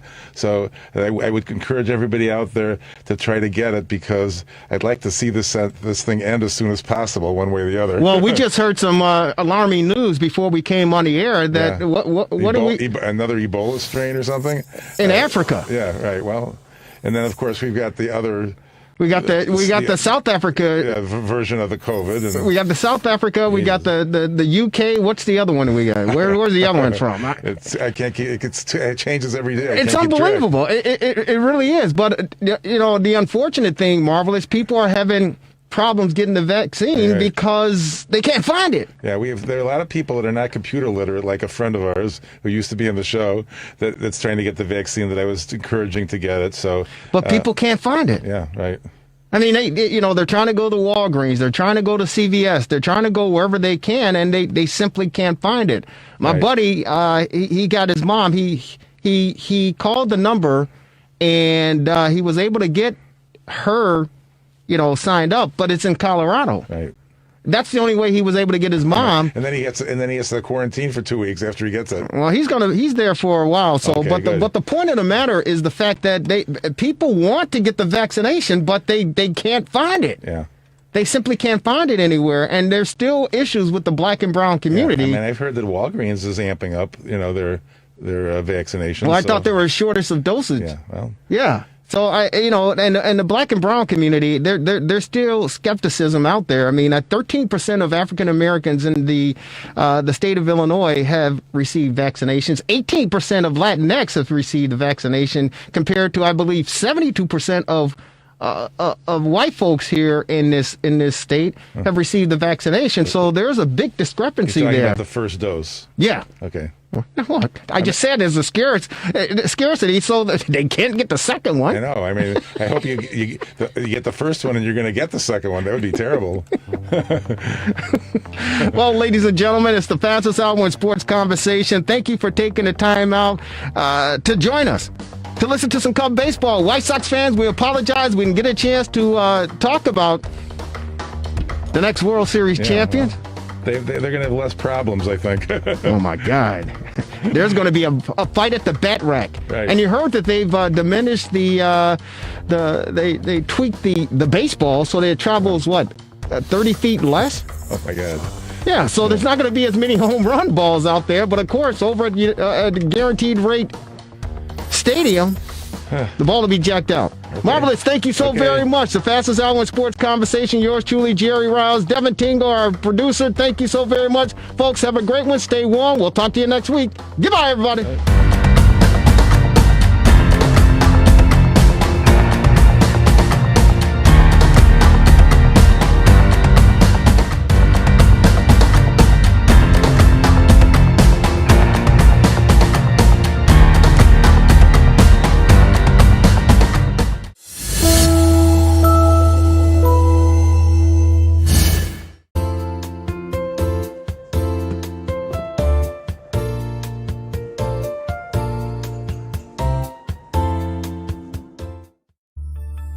Relax,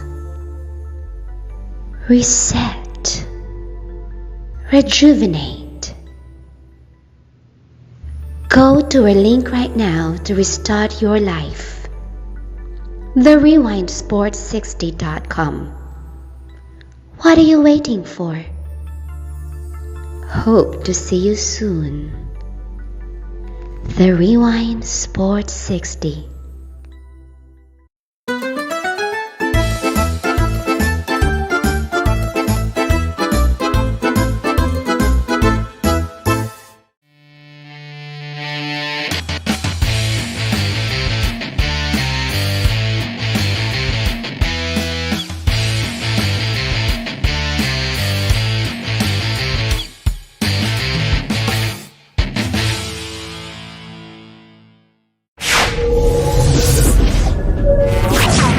The Rewind Sports 60.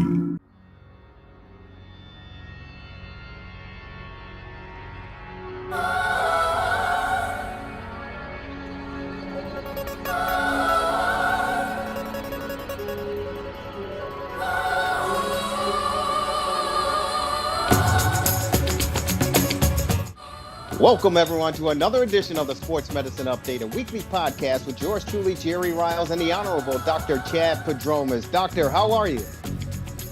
I'm doing great, Jerry. How you doing? I'm hanging in there. Here in the Chicagoland area, the temperatures are plummeting. We were in single digits, well, actually double digits, in the teens the past couple of days. This weekend, Valentine's Day weekend, we are plummeting down in the single digits and below. Oh my, I even hate to think about it, but under zero. Wind chill expected to be 30 to 50 degrees below zero with the wind chill factor, give or take here and there. So despite that, we're hanging in there and we're staying strong, and we're Chicago strong for sure, Doc. Yeah, you know, we're down here in Florida. Seeing patients gave actually a lecture outside yesterday. Wow. And it's, weather's nice, but hey, I think cold weather makes you tough, right? So I'll be back in a day or two. Yeah, yeah. Don't rub it in being down there in Florida. I wish I was down there. They got the Daytona 500 this weekend, so that's a big monumental event taking place. Yeah, I mean, Florida is just a great place to be, and people are certainly getting out enjoying themselves. But here, of course, in the Windy City and all across, I believe, somewhere between 20, 25 states. That northeast storm has just really hit the Northeast and the Midwest very, very hard. I believe on the New York area, they've had somewhere between 2 to 3 feet of snow. And again, we talked about the temperatures plummeting. And, of course, we love the city of Chicago because we say the summer, however long it is, from June to August, whatever the case may be, it's beautiful. But to appreciate it and to enjoy the weather here in Chicago or the city in Chicago, you have to be able to endure the cold and the snow. And many of us who've grown up and lived in this beautiful city of Chicago, we know exactly what that means. And that's one thing I wanted to touch base with you on and talk about with this podcast is that, we're in the meat of winter, and that's the mid-February. And, the temperatures are very, very challenging. And the snow, of course, you have to dig out from underneath it, which means, and of course, limited daylight time because of shorter days. But I wanted to ask you, Doctor, the mental state of people living, in the Midwest and in the East Coast, having to deal with winter. Your thoughts and your experience on how people can prevent the, getting depressed and the cabin fever and trying to battle through it and overcome it from a mental standpoint? I think that the one overriding important thing to do is to exercise. Exercise does just a variety of things that are very good. It makes endorphins. It's good for your mental state. It builds telomeres, which help you live longer. It's just good for you on a number of fronts. And so I will tell you, when you talk about exercise, people talk about just being mobile, being active, walking around. That's true. However, I'm a big believer in, health permitting, of course, exercise that's a little more stressful. The fact is that you have to have overload to increase your exercise capacity. And, there's aerobic and anaerobic. And, when I was growing up, when they started talking about health benefits, it was all about aerobic, getting your heart rate up, which is extremely important. But we now know that anaerobic strength training is equally as important. So I tell all my patients, and I do this myself, that you should exercise 6 days a week. 3 days a week on alternating days, do something aerobic. 3 days a week on alternating days, do strength training. We actually, on our website, ismoc.net, there's a link that says the ISMOC workout. And there are 5 exercises you can do for your upper body.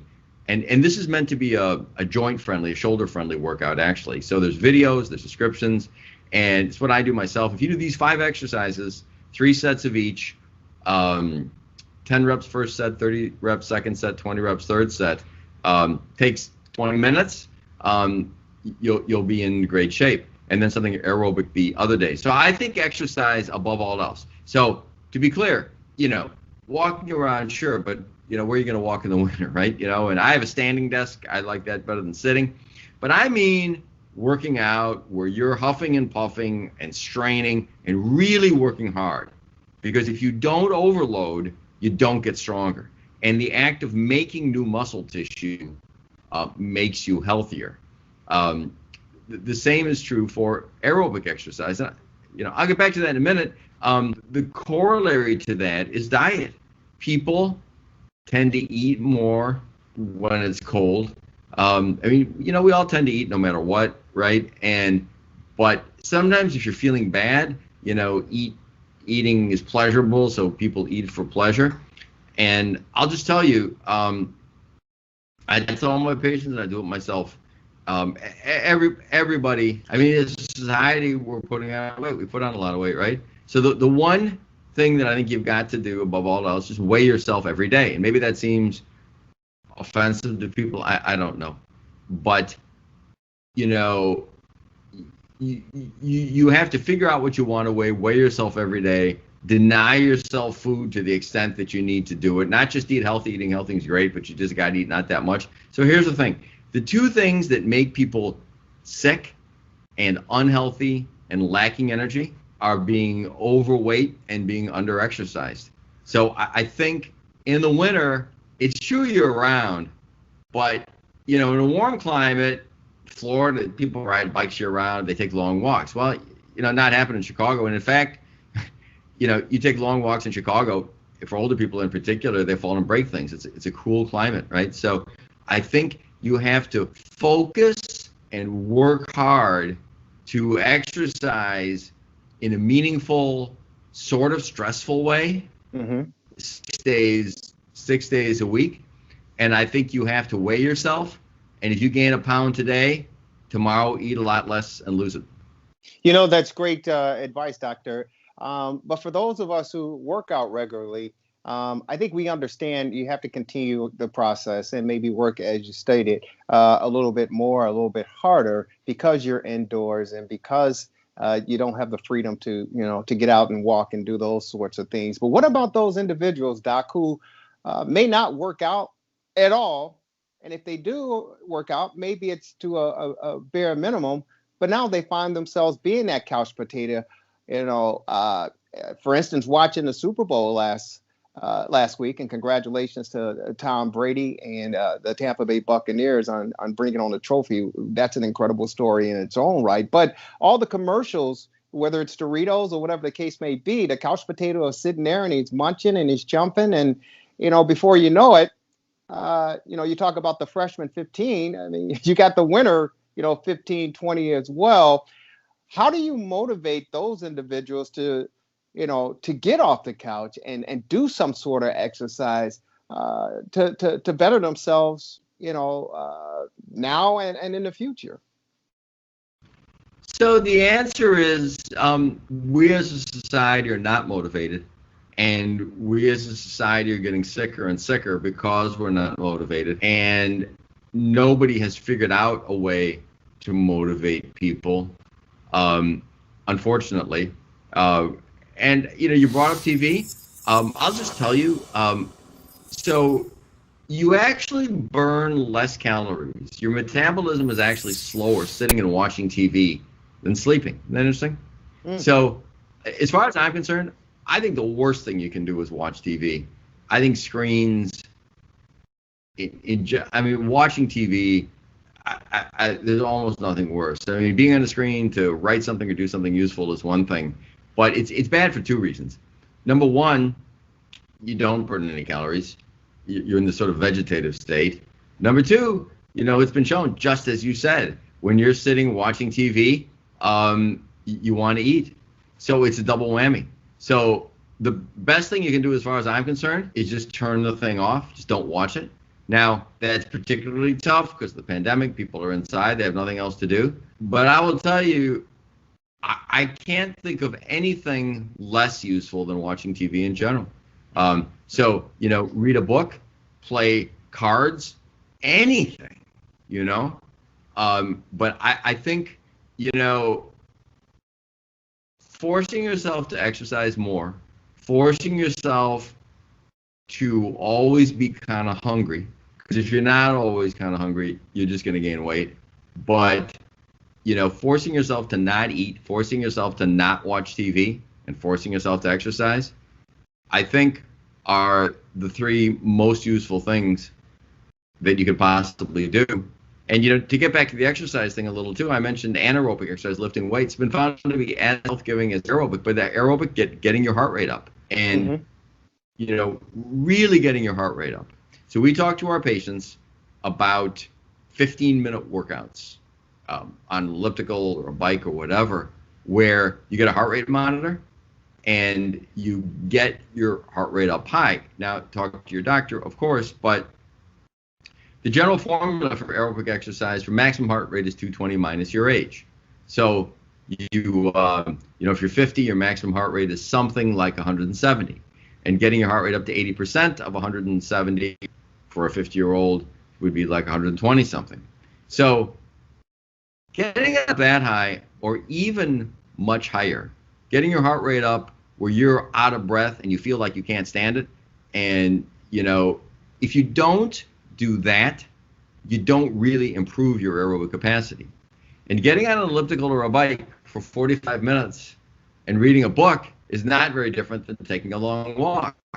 And it's much better than not doing it at all. But an entirely different physiologic effect from pushing yourself and getting your heart rate way up high and keeping it way up high, uncomfortably high. See, all of this stuff, you don't get useful workouts unless you're uncomfortable. You got to be straining to push weights.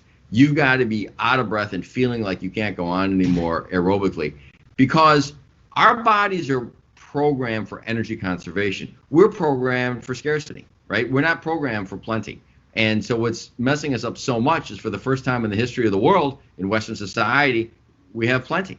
And we're just not genetically adapted to it. We're genetically adapted to going through long winters with no food and how do you conserve energy. So that's what we do. And so when we're not in that situation, it's the reverse. And I mean, the triple whammy for TV, I mentioned the fact that your metabolism's lower, that you feel like eating. And then, as you said, all the commercials are for things to eat, Right. I mean, it just doesn't get any worse. So then you sit there and you eat all this high energy food, and our bodies are programmed to eat it. So you really have to get to a point where you look on food as sort of the enemy, because, and I understand there are people that are never hungry and they don't gain weight, but there aren't too many of those people around. Most of the rest of us, you've really gotta, you've really gotta work at it. So I think that particularly through the winter when we're shut in, it's got to be kind of preoccupation. The payoff, it feels good. I mean, nothing makes you feel worse than being heavy. And part of the reason for that too is that if people that are heavy in general are sick. And I'd like to say, I'm not saying this is intentional, but our economy, I think, would collapse if people lost weight, because probably majority of the diseases that people get now, maybe not a majority, but an awful lot, are related to being heavy. So then when you're heavy, you get high blood pressure and diabetes. And I'm not telling you anything we haven't discussed before and that you don't know, but then you take medications. The medications have side effects, and you just can't get out from under it. No, you're absolutely right. I don't know if the economy will collapse, because I think we have including yourself, we have some very bright, intelligent people behind, whether it's medicine or science, and I'm sure there will always be something there for the public to consume. So I always believe there's something out there, the carrot, leading the charge, and people chasing that carrot, regardless of whatever it is. Well, Doctor, go ahead. Yeah. I'm actually serious about that. And I've mentioned this before, that 80% at least of health outcomes have nothing to do with health care. Something like 70 to 80% are lifestyle, maybe 5 to 10% are environmental. So honestly, if people were not heavy, if people now were the way they were in the old movies that you see, and if people were active, they talk about a doctor shortage. I mean, I'm serious. We'd have a doctor surplus. Most of the medications we take, we wouldn't need. Most of the hospital beds, most of the healthcare system is devoted to treating problems that come from an improper lifestyle. Right. And and I'm old enough to remember when hardly anybody took medications. If you had some bad problem, that's fine. Even things like cancer. So you would say, well, cancer's always been there, right? But cancer, the incidence of cancer is hugely increased by obesity across the board, So everything.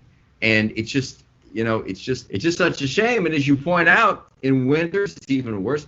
Something else that this begets is antidepressant drugs. So I'll tell you an interesting thing. So I did my internship at the University of Chicago in 1979. The U of C is on a quarter system. So they have a fall, winter, spring, summer quarter. The winter quarter, and I don't know exactly when it was, but like December, January, February, something like that, was called the suicide quarter, because they had suicides and they were clustered at that time of year.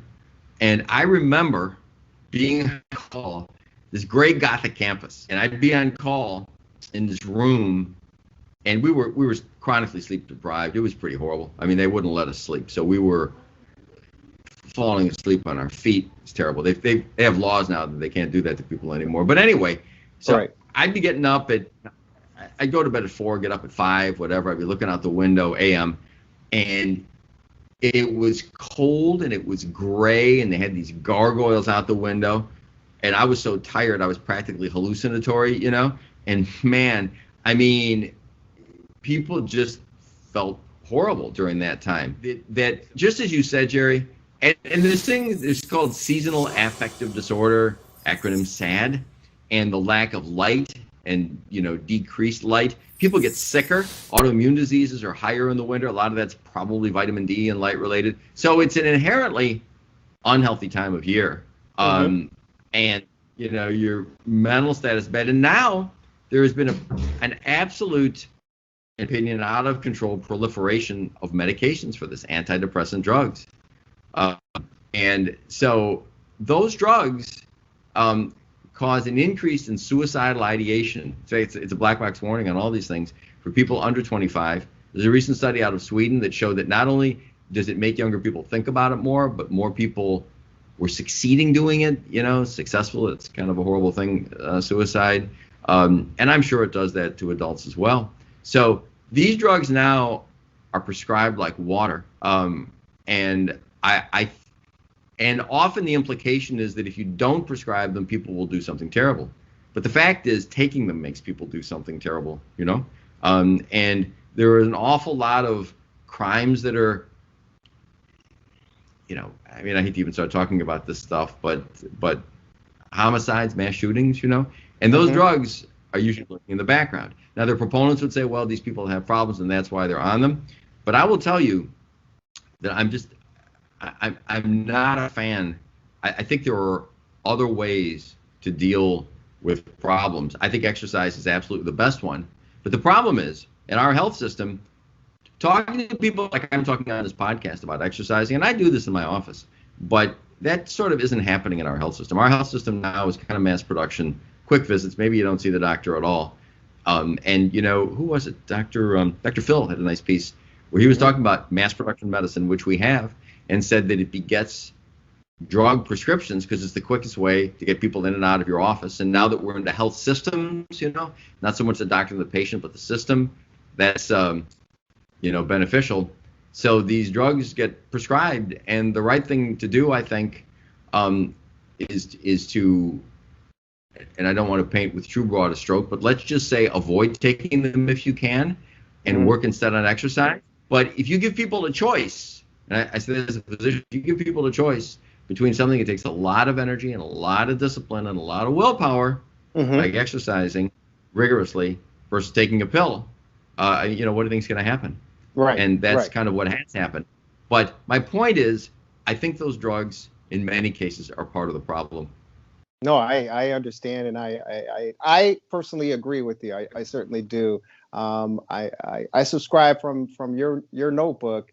Let your body, do the work, because it's a incredible machine, and it knows what to do and how to protect you and take care of you, as opposed to some drugs. Right. Yeah. Jerry, let me make another point too. If I could, it's about aerobic exercise that I didn't talk about. So aerobic exercise, to be useful, has to get your heart rate up. That's how you measure it. So how are you going to do that? Stationary bike, low resistance, high rate is a good thing. Elliptical trainer, I think, is a really good thing unless you've got joint problems. Running is fine, but running's hard on joints, and you're not running in Chicago much probably. So I would just say to you, Water is okay too, but you've got to be pretty aggressive with the water. So I would say for most people, stationary bike or elliptical, 15 minutes at a high rate that you build up to.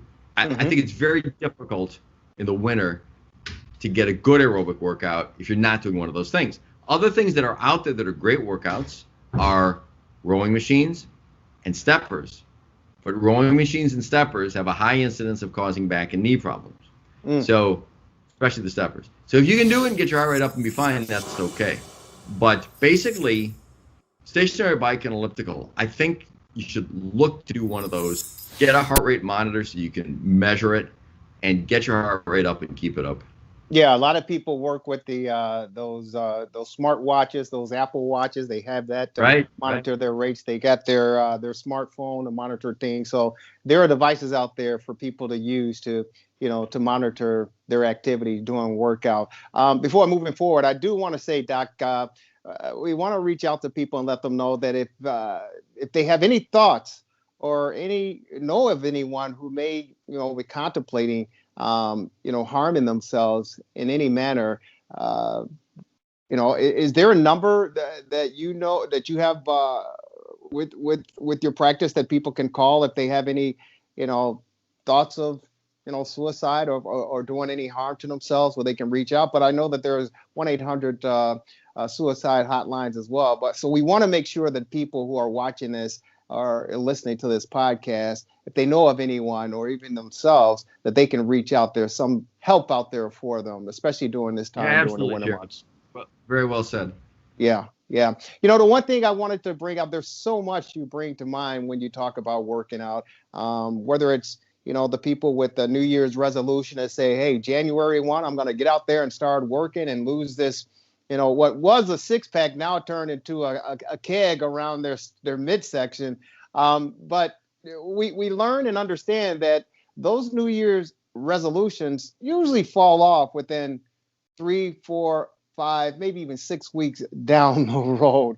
Any advice for those individuals who may be still at it? We're in the mid part of February, and there may be some people who are still sticking to their New Year's resolution. But any advice and any thoughts to those individuals who feel they may be on the brink of falling off?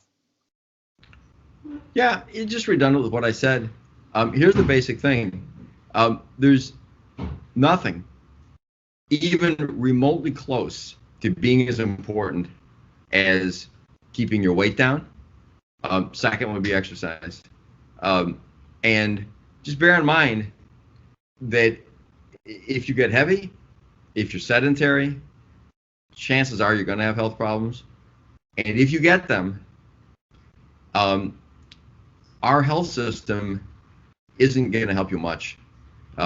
There's a new category with longevity tables called living sick. They talk about life expectancy, but they've got now a new category. So not only how long you live, but living healthy versus living sick. Right. And Americans live sick because our health system is so good that we keep people alive, but we do a terrible job, in my opinion, of keeping people alive healthy. Right. Because lifestyle is everything.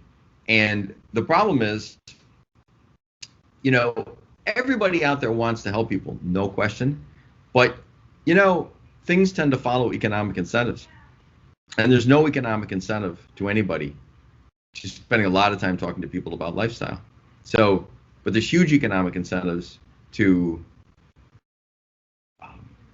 selling drugs, to selling medical services, to doing surgery, to doing procedures. Now, again, these are necessary. Good doctors, good medical people doing this. But as far as those resolutions go, I had a patient a long time ago who said, Doc, said God gives you the first 30 years, and after that, it's up to you. So, I would say if you want to feel good after 30, there's just simply nothing more important than keeping those resolutions and keeping your weight down and getting and doing vigorous exercise, whether you feel like it or not. No, I agree with you, and I know there are some people out there that say, "Man, that that McDonald's cheeseburger, it's just calling my name," or that Popeye's chicken that's out there, it's just calling my name. But you got to have some sort of discipline, no question about it.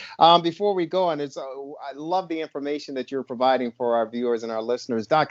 You talked about water. One thing that I've incorporated in my diet over the past couple years was, but not consistently, substituting from, of course, I don't do the tap water, but bottled water or filtered water from the refrigerator, but to transition to the alkaline water. Is there any difference there? Can you explain? And if so, what are those differences between, the filtered water, tap water, and alkaline water? I don't know. I mean, I don't know that there is. I do know I'm not a big fan of bottled water in plastic bottles because there are chemicals, and actually the plastic has hormone mimicking chemicals. Actually, there's a very interesting article recently just about COVID. They were finding that people with chemicals like that seem to do worse because they seem to collect in their lungs. So I think we drink filtered water. Chicago's got great water, actually. Some parts of the country where it tastes bad. I think the main thing is just to drink water. So, a couple of basic rules to not being heavy. One is don't ever drink soda, and don't, fruit juice is like soda. It's crazy fattening. Have fruit, don't have fruit juice, and then carbs, of course. Carbs make you heavy. So avoiding carbs, fruits and vegetables. Just drink water, like healthy water. Alkaline water specifically, I don't know. I think the main thing is to drink water as opposed to drinking things other than water that carry empty calories.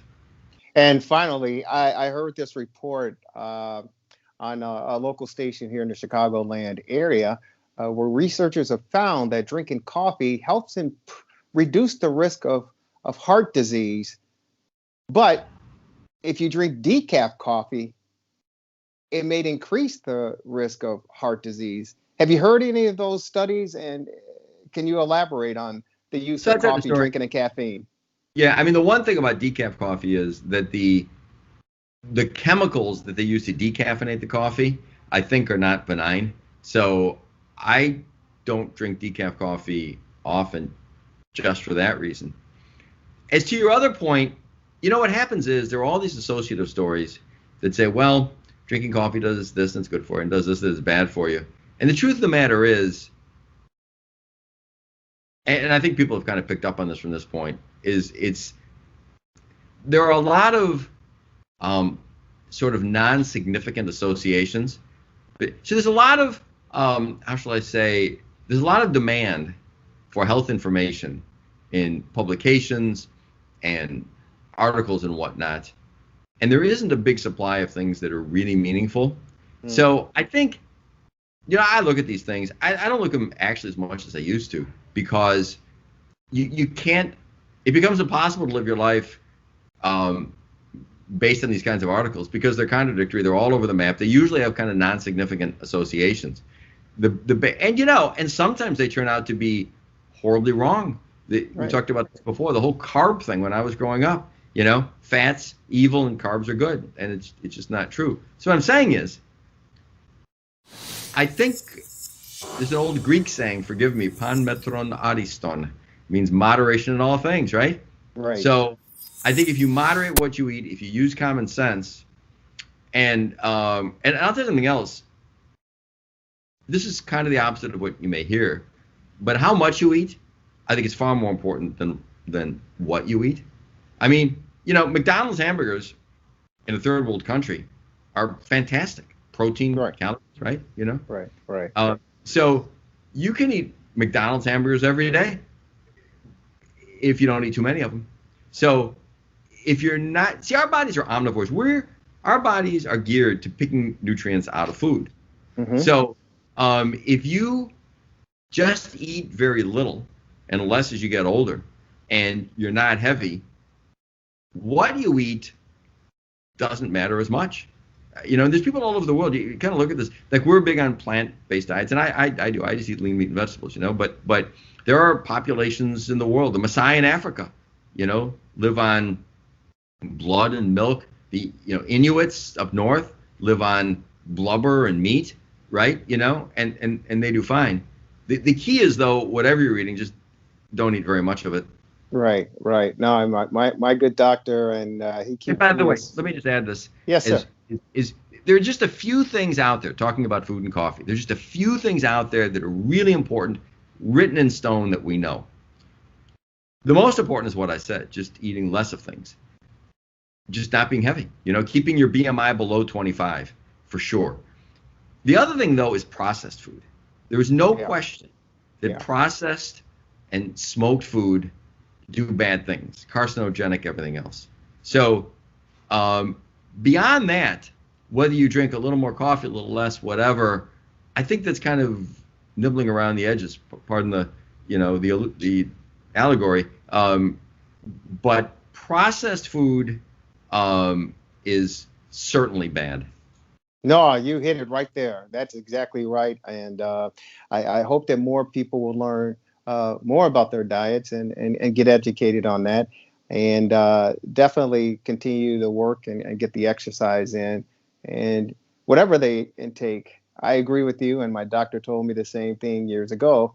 It's all in moderation, and as long as you take the necessary steps and approach to trying to better yourself overall, mentally and physically, I think longevity is a part of your life and your lifestyle, and you can live the ripe old age of who knows, whatever the case may be. But Doc, thank you so very much. If anyone wants to find out more information or get a hold of you, what are the digits? How do they find you?